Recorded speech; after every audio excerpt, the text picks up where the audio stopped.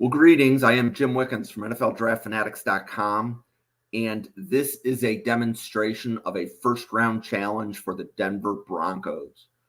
So NFLDraftFanatics.com is an interactive mock draft simulator. And what interactive means is when you do a mock draft, in this case for Denver, anybody that's doing a mock for any of the other 31 teams is going to see evidence of your mock show up when the Broncos are simulated in theirs. And what I'm going to do is show you how some of that works, as well as what this first round challenge thing is, because it's new. No other draft simulator has it. So the best way to demonstrate this is for me to show you team needs to start. We're going to scroll down to Denver. Okay. And to the right of the team needs is a player list. So this player list is specific to the Broncos. This is how the simulator decides which players get simulated to Denver. Okay. So Marvin Harrison sitting at the top. And then you see Kool-Aid McKinstry, Nate Wiggins, Xavier Worthy, Jared Verse, Tyrion Arnold. Okay. Leonard Taylor, TJ Tampa. So those 8 players are the ones that are sitting at the top of Denver's board. Okay. How did they get there? They got there because fans have picked them in mock drafts to Denver. It's just that simple. So it's an unusual list, but that also tells you that there's been a lot of Denver mock drafts done. Okay. So you even see like Devondre Sweat is sitting here at 9. So that first page is quite unique. Let's talk about like how to go through and change that list. Okay. So we're going to go to mock draft simulator. We're going to go single player. And we're going to pick Denver, and then we're going to pick first round challenge. So we pick Denver, and then there's a first round Fanatic challenge right here. We're going to check that box and enter the draft. A first round challenge is 5 unique first rounds. So we're doing 1 round mocks. We're going to do them back to back to back, and we're going to do 5 of them in a row. The simulator will not let you pick the same player twice. So here was the way that the mock went.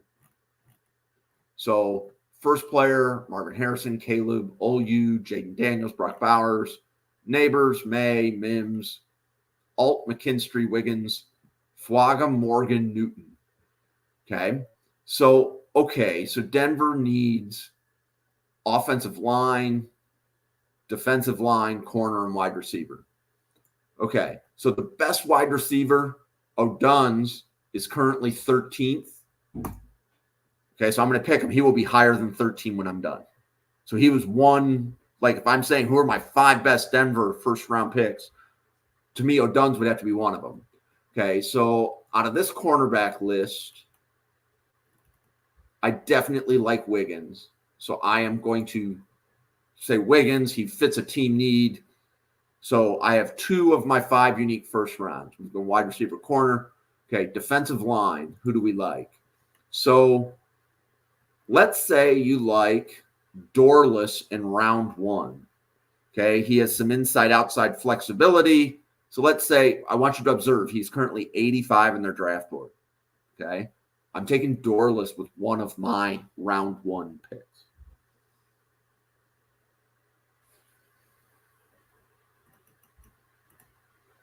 Okay.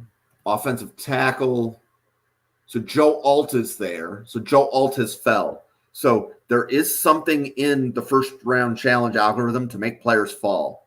It is testing you, right? So if Joe Alt is who you like, take him.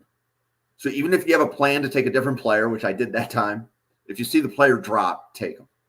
Because more than likely the player I took would have been like a tier lower than Alt. Okay, so if we look at the offensive tackle list, that looks okay. Let's look at the edge list. So let's say you like Chop Robinson, or actually let's Dallas Turner here. So Dallas Turner is currently ranked 92. So I'm going to pick Dallas Turner. Now, how does Turner get to 92? If he gets skipped enough, when you skip players, they're going to fall. That's just the way the algorithm works. It takes the players you like and it moves them up. And if you continually skip players, their value is going to keep dropping. Okay. And the algorithm is measuring not only who you pick, but who you ignore. Okay. So I picked O'Dunn's, Wiggins, Dorless, Alt, Turner as my 5 best picks for Denver. Do you agree? So if you think you could do 5 better picks, try a first round challenge, and you're not limited to one. So you could finish one and start another, go right ahead. Okay. So think of this as voting. If 20 Denver fans do this and 7 of the fans agree on one of the players, that one player is probably going to go up to the top. Okay. Now, if 13 fans agree on a different player, 13 is greater than 7, they're probably going to go to the top, right? So that's the basic idea of the algorithm. But you're basically doing group voting, right? Okay. So let's go take a look at the player board for Denver and see what I did. So I'm going to go back to team needs up here at the top. And I am going to go to the Denver team player list on the far right. And now let's go take a look at what I did. Okay. So Marvin Harrison and Kool-Aid are still at the top. I think I never picked Kool-Aid, but I did pick Wiggins. I did pick Alt. O'Dunn's, I think, was 13th at the time I picked him. I moved him up to 5. Dorless moved from 80-something to 6. Dallas Turner moved, was he 60, 90, something like that, to 7. Jared Versus dropped to 8. Okay. Did I pick anybody on this?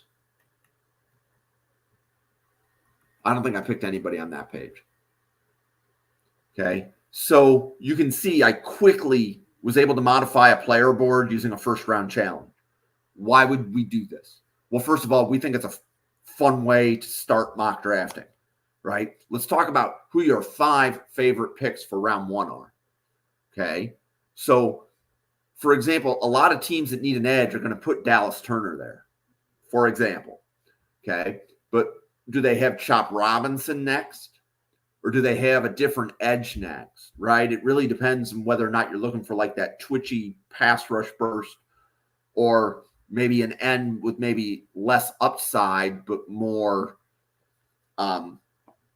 like can hold the edge on a run or set the edge on a run, that type of thing, right? So there's definitely a lot of flavors of edge, and you may decide that you'd rather have the high floor player than the high ceiling player, those types of things.